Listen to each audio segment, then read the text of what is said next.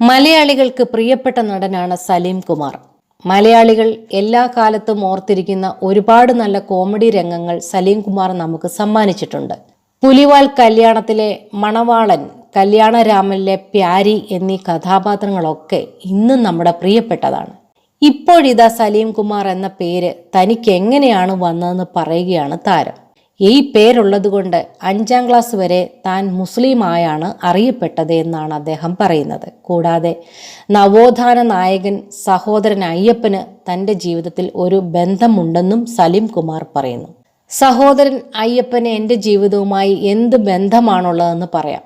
എൻ്റെ പേര് തന്നെയാണ് അതിന് ഏറ്റവും വലിയ ഉദാഹരണം. അന്നത്തെ കാലത്ത് ചെറുപ്പക്കാർ സഹോദരൻ അയ്യപ്പന്റെ ജാതിപരവും വിപ്ലവാത്മകമായിട്ടുള്ള പ്രവർത്തനങ്ങളിൽ ആകൃഷ്ടരായി. സ്വന്തം മക്കൾക്ക് ജാതി തിരിച്ചറിയാത്ത പേരുകളിട്ടു.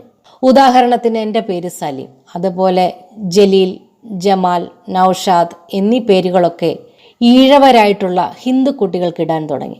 അങ്ങനെയാണ് എനിക്ക് സലീം എന്ന പേരിടുന്നത്. പേരിനൊപ്പം കുമാർ വന്നതിനും കഥയുണ്ട്. ഈ സലീം എന്ന പേരുകൊണ്ട് ചിറ്റാറ്റുപുഴ LPSൽ ചേർക്കാൻ ചെന്നു. അവിടെ വെച്ച് സലീം എന്ന പേര് കേട്ടപ്പോൾ ഇത് മുസ്ലിം കുട്ടിയുടെ പേരാണെന്ന് സ്കൂൾ അധികൃതർ പറഞ്ഞു. അച്ഛനും അന്ന് ഇതേക്കുറിച്ച് ധാരണയുണ്ടായിരുന്നില്ല. അവിടെ വെച്ച് അധ്യാപകർ പേരിനൊപ്പം കുമാർ എന്നുകൂടി ചേർത്താൽ മതി എന്ന് പറഞ്ഞു. അങ്ങനെ സലീമിനൊപ്പം കുമാർ കൂടി ചേർത്ത് എന്നെ ഹിന്ദുവാക്കി. 5ാം ക്ലാസ് വരെ ഞാൻ മുസ്ലിമായിരുന്നു. 5ാം ക്ലാസ്സിന് ശേഷം ഞാൻ വിശാല ഹിന്ദുവായി എന്നാണ് കൗമുദി മൂവീസിന് നൽകിയ അഭിമുഖത്തിൽ സലീം കുമാർ പറഞ്ഞു.